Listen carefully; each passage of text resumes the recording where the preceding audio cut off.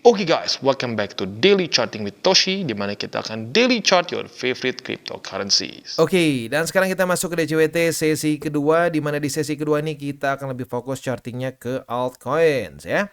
Dibandingkan dengan tadi pagi, mulai sedikit terjadi koreksi untuk Bitcoin ya. Kita bisa lihat di sini, di daily-nya itu dia mulai retest lagi atau sebenarnya running di bawah dari struktur. Kita lihat besok pagi, apakah dia daily close di atas atau di bawah dari struktur ya. Nah, untuk lebih detailnya secara TA kita akan bahas di belakang, makro maupun buy limit. Tadi kata satu banyak banget yang komen, jadi yang lebih banyak daripada biasanya, makanya mendingan cepetan bahas komen katanya. Oke, siap ya. Kita langsung masuk aja, yang pertama dari Bro Ryan ya. Trump fix bakal jadi presiden. Bakal jadi next presiden. Udah ada di ramalan The Simpsons, udah sering terbukti menjadi kenyataan ya. Itu prediksi The Simpsons tuh lumayan serem ya, ngeri-ngeri sedap itu ya. Kadang-kadang aneh lah ya, lu coba cek sendiri deh ya The Simpsons, dia prediksinya tuh cukup akurat ya. Lalu ada dari Bro Ricky, makasih Kotoshi, ini benar-benar channel pembimbing, makasih lah pokoknya buat Master Toshi dan Sato, you're welcome ya. Next dari Panji Nugroho, kalau angka-angka di interest rate and balance sheet dapat dari perhitungan apa ya bang? Apakah inline dengan suku bunga acuan The Fed? Maaf kalau udah pernah dijelasin sebelum-sebelumnya. Nggak apa-apa bro, setahu gue belum pernah spesifik ngejelasin korelasinya ya. Nah jadi gini sebenarnya ya, suku bunga sama balance sheet itu sebenarnya bisa dibilang seringnya sepaket, walaupun kadang-kadang bisa lebih duluan gitu ya. Kayak contoh misalkan balance sheet naik duluan sehari 2 hari gitu ya, tapi biasanya sepaket. Jadi intinya balance sheet itu kalau dia turun, itu artinya apa? The Fed tidak memompa uang ke market gitu. Itu bahasa super kasarnya ya. Ini lagi-lagi tidak sesimpel itu, tapi cara untuk menggambarkannya seperti itulah. Dia tidak memompa uang ke market, maka kondisi market akan kurang liquidity. Nah, kalau kurang liquidity dan interest rate tinggi juga, jadi kebayang bisnis-bisnis ya, dia mau minjem duit, bunga tinggi, nggak ada liquidity di market, orang-orang nggak punya income berlebih untuk belanja, ya itu spiraling down ya. Makanya balance sheet turun, interest rate tinggi adalah resep untuk pelan-pelan terjadi penurunan ekonomi. Nah pertanyaannya, apakah kelamaan sampai resesi nggak? Gitu aja, as simple as that ya. Itu adalah permainan jungkat-jungkit yang udah dilakukan berkali-kali begitu. Ada yang jebol, ada yang enggak begitu ya. Next ada dari Phoenix ya, Phoenix ya kayaknya ya. Bang buat spesial video buat nyari struktur, nyari struktur. Sebenarnya simpel, untuk nyari struktur itu ya lu lihat sendiri aja. Ya semakin baru, kalau struktur makin, menurut gue itu makin relevan. Kalau struktur lama gitu kadang-kadang orang suka udah lupa karena recency bias. Jadi misalkan nih dia berhenti di sini, nah ini struktur baru gitu ya. Kalau dia berhentinya nggak kena MA dan seterusnya, ya lagi-lagi simple, itu struktur baru, bisa jadi support, bisa jadi resisten ya. Next dari Gede Citra ya. Kak, DCA akumulasi plus 50% itu maksudnya buy atau sell? Itu maksudnya buy ya. Akumulasi buy ya. Kita tadinya dari 25% jadi ke 50%. Misalkan nih, lu biasanya sekali DCA 100.000 misalkan. Nah, kemarin-kemarin cuma 25.000 karena ya buat lu yang nggak tahu ya, itu intinya skenario bearish awal begitu. Nah, karena dia weekly close di atas dari BSB, kita mulai naikin ke 50% untuk setiap kali akumulasi ya. Jadi nggak ada all in, tapi tetap akumulasinya ya dicicil. Makanya DCA, dicicil aja ya. Next dari Bro Albert Benedictus ya. Bang, kalau misalkan mantul dari BSB, apa nggak mungkin turun bang? Misalkan kayak di 28 Maret 2022. Oke, kita langsung buka aja ya. 28 Maret ya, kita weekly dulu. 28 Maret di daerah, oh sini ya. Ini maksudnya ya. Nah gini, ini tuh nggak dihitung mantul sebenarnya menurut gua ya. Mantul tuh gini maksudnya. Mantul itu setelah dia berhasil weekly close di atas ya, dia terjadi movement ke atas, bukan cuma bertahan ya. Jadi bukan cuma bertahan seperti di sini, tapi ada movement ke atas. Itu mantul. Kalau cuma retest dan jebol lagi ya, kayak contoh bisa juga di sini. Itu ini sebenarnya nggak jebol kan tuh, retest, bertahan, tapi akhirnya boom jatuh lagi ke bawah. Gitu. Jadi untuk yang seperti ini tanggal 28 Maret ini dihitungnya walaupun dia berhasil bertahan tapi gagal mantul begitu ya. Ini bagus sih ya pertanyaannya, jadi biar lebih jelas ya. Mantul tuh gini, kena dan ada rally setelah itu. Kalau cuma kena doang itu nggak dihitung mantul, itu cuma dia retest begitu ya.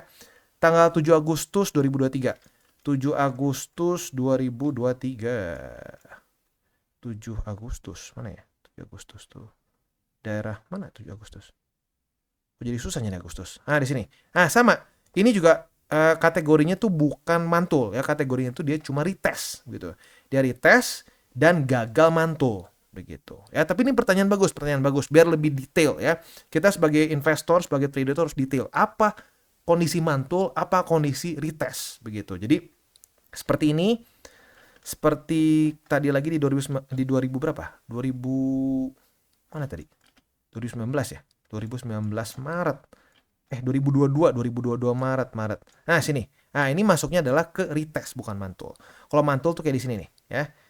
Dia rally, mantul itu ada rally-nya. Nah, set retest ada rally lanjutannya. Nah, itu mantul begitu, ya. Good question ya. Selanjutnya ada dari Sapta G Prihantoro ya. Bang Toshi sudah mulai 50%. Kalau gua udah kehabisan peluru. Waduh, karena berkat dicicil aja. Tapi nggak apa-apa sih, nggak apa ya. Jadi sebenarnya gini, paling bener itu ya. Oh sebentar ya, ada tambahan. Dipastikan average harga gua dapat under 60k. Mantap. Ini yang penting ya. Ini adalah hasil dari dicicil aja. Kalau dicicil aja, average kita ya pelan-pelan ngikut begitu ya. Jadi nggak stres ya. Jadi kalau lo mau investasi nggak stres, nggak nggak perlu keringet dingin malam-malam, ya udah DCA spot, as easy as that ya. Nah, jadi gini, sebenarnya paling bagus itu kita misalkan punya penghasilan atau gaji gitu ya. Nah, kita udah tentukan berapa persen dari gaji itu. Jadi sebelum dipakai apa-apa, kita udah geser dulu. Oke, misalkan lu punya banyak tanggungan. Wah, ada keluarga begini begitu. Ya udah, lu jangan terlalu gede. 10, 5% ya tergantung lu lah ya. Tapi intinya lu disisihkan. Nah, itu buat DCA. Beres. Begitu ya. Itu paling gampang menurut gua. Selanjutnya dari We Are Mr. X kayaknya ya. Jual rumah lu, jual jiwa lu. Lalu kita beli Lambo bersama-sama. Jir, ngakak gua. Ya, karena gini, banyak yang begini loh. Banyak banget yang bawaannya begini gitu. Wah, udah yakin. Udah turun, gagal ngedukunnya, diem 1000 bahasa. Itu sering terjadi, terlalu sering terjadi. Nah, itu aja permasalahan gua sih ya. Jadi bukan permasalahan sama wow channel lain gini, enggak, bukan masalah gitu. Kalau channel lain punya pandangan yang sama kayak gua ya, jangan jadi dewa, jangan so jadi Tuhan ya, gua akan sama-sama dukung, that's good ya. Tapi gua sangat mengecam ya channel-channel atau siapapun ya, mau channel, mau orang, mau temen-temen lu siapapun yang pokoknya bilang udah all in aja, yang penting yakin. Ya enak banget lu ngomong ya. Kalau ternyata yang masukinnya orang pakai duit buat hidup, terus gimana? Ya itu ya. Jadi jangan sampai punya mentalitas seperti ini ya. Next ada juga dari siapa lagi nih ya? Ini enggak ya? Enggak ada. Oke. Next. Wah, banyak banget ya. Dari Kisara ya, dari Kisara. Bang, normal nggak sih pergerakan Bitcoin akhir-akhir ini sejak rally kencang dari 57k sampai ke 68k? Nggak kelihatan tanda-tanda koreksi besar untuk turun lagi. Historically speaking kan mestinya tren ada koreksi dulu. Karena para trader butuh ngedump Bitcoin mereka buat dapetin profit. Tapi ini grafiknya naik terus. Saya kok mikir sejak institusi masuk pergerakan Bitcoin jadi lebih susah diprediksi.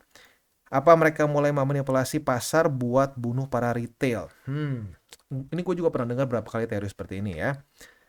Nah, sebenarnya dengan institusi masuk, benar sih, gue setuju. Sedikit berbeda ya.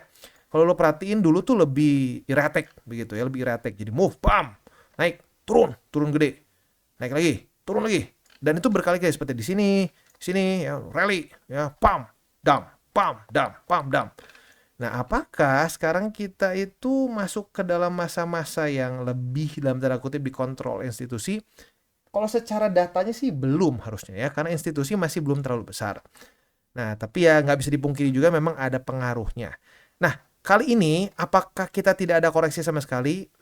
Sebenarnya kalau kita seperti ini ya, 2 minggu berturut-turut, hijau sih ya lumayan sering terjadi dari masa ke masa ya, seperti di sini ya, seperti di sini. Nah, ya tinggal sebenarnya sih kalau menurut gua secara TA yang paling pentingnya adalah BSB. Ini bisa bertahan nggak sih? Jadi support. Kalau dia nggak bisa bertahan ya sudah, kita ada kemungkinan ke fake out seperti di sini nih di 2019, di 2020, lalu ke fake out lagi seperti di 2018 di sini ya, 2 kali malah kena fake outnya gitu. Jadi kalau gua sih gitu aja, as simple as that. BSB-nya jebol nggak? Kalau BSB-nya jebol lagi, ya siap-siap ya. Secara statistik cenderung membuat lower low, dan masalahnya lower low-nya di sini adalah di bawah dari 55.700 begitu ya. Next dari Habib Benzet ya. Bang, kalau charting BTC dan ETH dan sejenisnya yang market cap-nya gede kan bisa dibaca. Tapi kalau altcoin seperti Ulti, Uxley, ini gua nggak tahu ya dua-duanya. Itu chartingnya sama aja kayak biasa apa emang murni manipulasi? Gini intinya, kalau market cap-nya kecil banget, apalagi small cap gitu ya, yang kayak baru ya bahkan di bawah dari 1 juta, itu mikro bahkan ya. Nah itu akan sangat mudah sekali untuk dimanipulasi. Begitu dibilang, oh ini akan hype begini. Nah orang-orang yang udah beli di bawahnya cuma butuh liquidity. Pas sudah naik, udah dia buang semua, harga turun, bye-bye, mereka sudah profit. Itu sering terjadi, bener. Ya gue setuju sering terjadi. Tapi untuk Ulti dan UX Link ini gue nggak tahu ya, gue jadi nggak tahu karena itu gue nggak akan komen ini seperti apa gitu. Dan lagi-lagi kita jangan so tahu begitu. Kalau kita nggak tahu bilang aja kita nggak tahu si pair ini begitu ya. Tapi intinya gini, semakin kecil market cap-nya akan jauh lebih mudah untuk dimanipulasi. As simple as that. Dan TA itu jauh lebih nggak berguna buat yang sangat kecil ya market cap-nya. Sama kayak project-project yang baru listing juga gitu ya. Itu mereka biasanya market cap belum terlalu gede. Kecenderungannya gitu ya. Adalah beberapa exception. Tapi kecenderungannya akan kecil. Maka dari itu TA cenderung lebih nggak guna. Begitu ya. Ya sebenarnya kayak gini deh. Kayak contoh aja Manta gitu ya. Manta itu sebenarnya market cap-nya nggak gede. Lu bisa cari sendiri deh. Market cap-nya itu nggak terlalu besar. Bahkan nggak masuk ke big cap lah. Itu mid ya. Mid yang kecil lah menurut gua. Ya makanya digoreng gampang. Begitu. Nah, ya apakah kemarin itu digoreng? Ya nggak tahu deh. Pokoknya ya gitu aja. Pokoknya market cap-nya kecil akan cenderung lebih gampang untuk digoreng dan TA jadi berantakan. Begitu ya.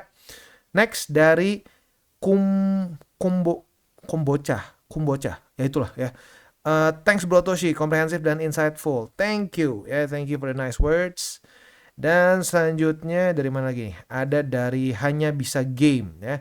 Bang, DCA di future bisa ya? Margin leverage tergantung estimasi kita. Waktu turun open long, turun lagi open long. Ya oke, kebayang. Bisa. Dan gue pribadi waktu trading forex itu cukup sering melakukan ini ya. Tetapi seperti yang mungkin gue sudah sering bahas dari dulu ya, gue itu secara risk appetite gue tuh nggak terlalu besar begitu. Dan ini trik seperti ini cenderung untuk yang risk appetite-nya besar karena lu harus perhatiin margin ya. Kalau margin lu salah hitung aja sedikit ya, itu akan dengan sangat gampang lu ke liquid gitu. Dan gue pribadi dulu ngerasa kalau manual nih nggak efektif, makanya gue sampai beli bot dan gue setting sendiri supaya bisa melakukan sistem ini gitu.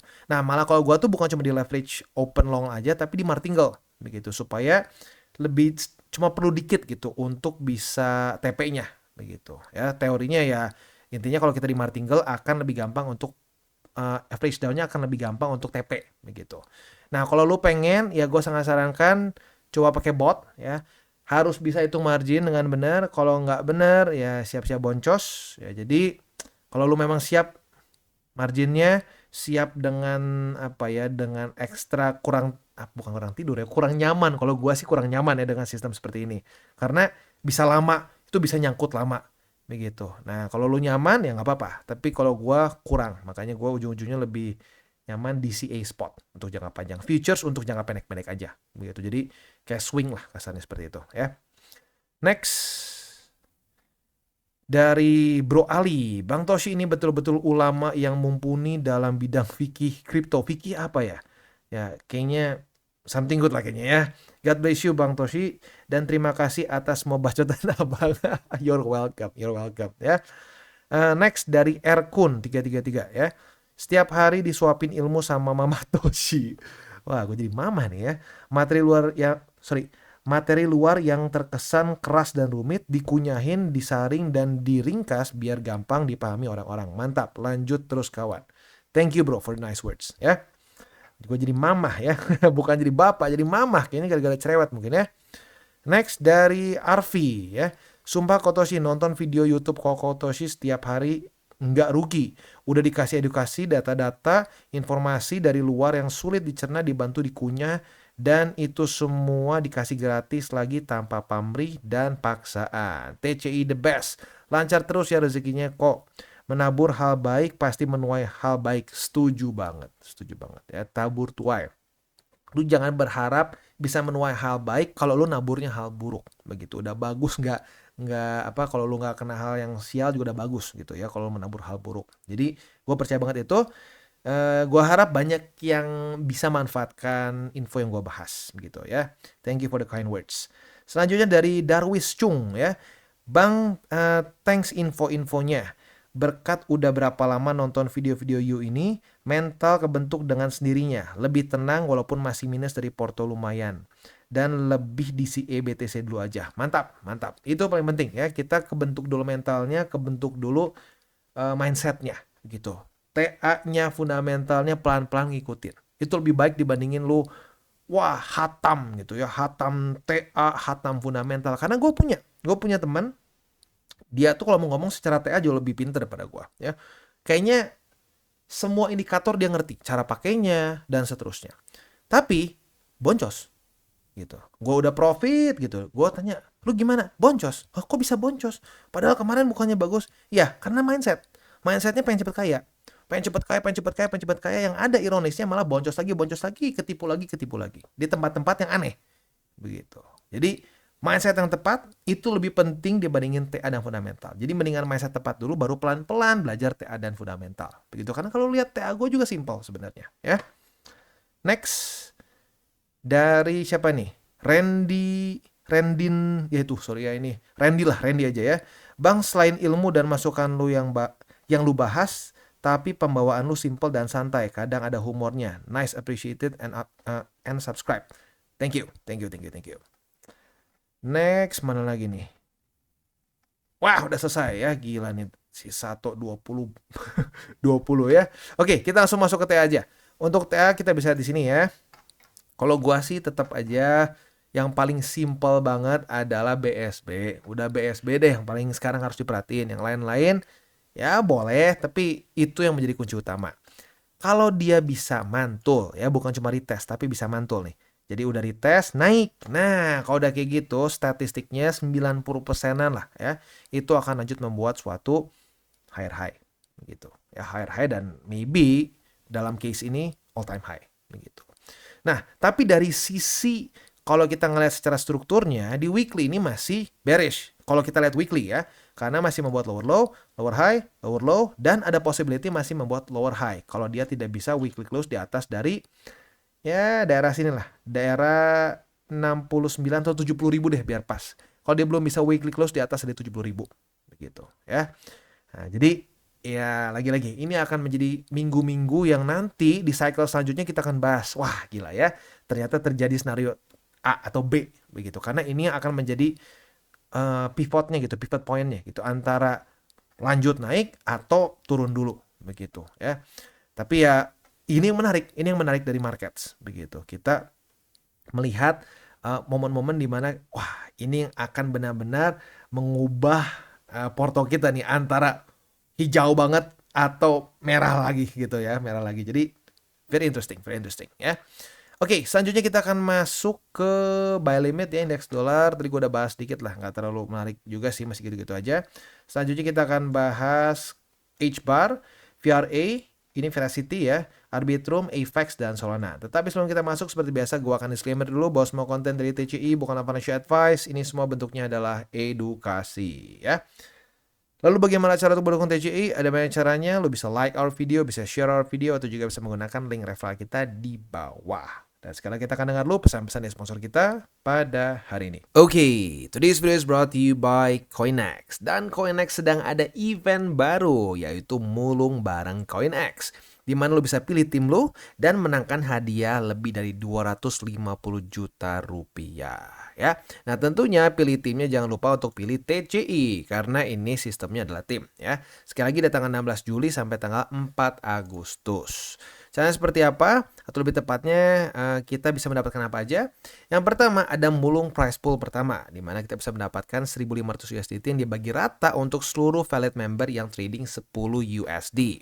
Untuk yang keduanya, itu 2.000 USDT akan dibagikan secara rata untuk seluruh valid member yang trading 10.000 USD. Yang ketiga akan ada random price pool, 20 merchandise box, dan yang keempat ada hadiah tim rank berdasarkan jumlah anggota tim yang trading 10 USD. Jadi lo bisa lihat di sini, bisa di-post ya semuanya. Ada berbagai macam yang kita bisa dapatkan di sini ya. Caranya seperti apa? Lo isi email lo, username atau nama panggung, dan pilih tim lo. Jangan lupa untuk memilih TCI ya. Oke, jadi kurang lebih seperti itu untuk event mulung bareng dari CoinEx. Buat lo yang pengen ikutan, bisa nanti klik di link description di bawah ya.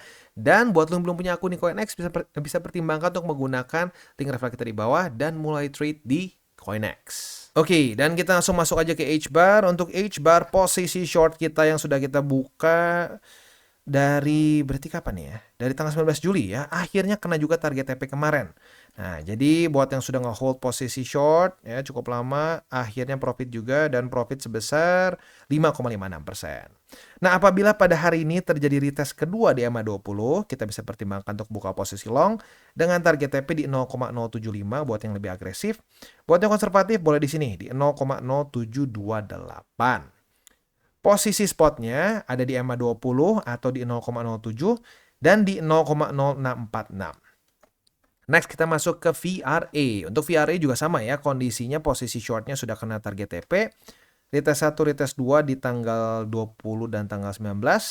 Akhirnya tanggal 21 kemarin kena target TP dan kita sudah mengantongi profit sebesar, coba kita cek berapa nih. 5% lagi ya, 5% untuk posisi shortnya. Dan kita sudah kebuka posisi long. Retest 1, retest 2 di 0,000389. Sekarang lagi minus nih. Kita lihat besok pagi jam 7. Apakah daily close di atas atau di bawah? Kalau di atas dari struktur atau di atas dari 0,00389, maka kita bisa pertahankan posisi long kita. Target TP otomatis di 0,00408 ya. Untuk posisi spotnya ada di 0, ini udah kena harusnya ya. Berarti tinggal tersisa 1 di 0,00368 di sini ya. Oke, next kita masuk ke Arbitrum. Untuk Arbitrum, posisi spotnya sih ya masih di 0,76 ya, udah kena. Dan di EMA20 di 0,723.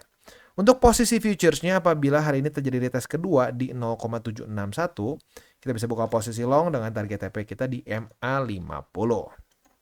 Next kita masuk ke AVAX.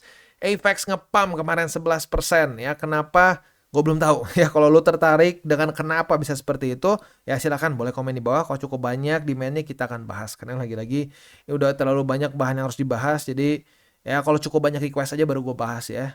Jadi kalau cukup banyak yang tertarik silakan komen di bawah. Next, untuk posisi spotnya berarti cukup jauh di bawah ya, di 29,45. Lalu buy limit selanjutnya di 28,144 dan di 26,447. Itu untuk posisi spot di AVAX. Posisi futuresnya masih kejauhan, jadi kita skip aja. Next ke Solana. Untuk Solana dia berhasil reclaim, jadi buy limitnya sekarang di 181,33, lalu di 169,8 dan di 162,75. Untuk posisi futures, kalau besok Solana daily close masih di atas dari 181,33, maka kita bisa limit posisi long. Retest kedua otomatis kebuka posisi longnya dan target TP bisa di 192,13 atau bisa juga di struktur sini ya, di 186,94. Jadi kurang lebih seperti itu untuk DCWT sesi kedua. Sorry hari ini panjang karena memang komennya cukup banyak ya. Dan kita tutup dengan 3 golden rules. Jangan pakai uang panas, jangan over leverage, dan berpikirlah jangka panjang. Oke guys, jadi itu adalah akhir dari segmen DCWT kita pada hari ini. Dan jangan lupa bagi kalian yang merasakan manfaat dari segmen ini, jangan lupa untuk share ke teman-teman kalian. Dan apabila lu pengen mensupport channel kita, ya TCI, jangan lupa untuk menggunakan link referral kita di bawah. Nggak wajib ya, tetapi apabila lu menggunakan link referral kita di bawah, ada macam-macam ya, dari Bybit, Huobi, Maxi, toko kripto, dan banyak lagi ya. Walaupun nggak wajib, tapi kalau menggunakan link referral kita, lu secara langsung membantu perkembangan dari TCI. Dan satu lagi, jangan lupa juga untuk join Telegram group kita, di mana kita bisa ngobrol-ngobrol santai mengenai dunia cryptocurrency secara dua arah. So, jangan lupa untuk like, subscribe, click the bell icon, and see you on the next video.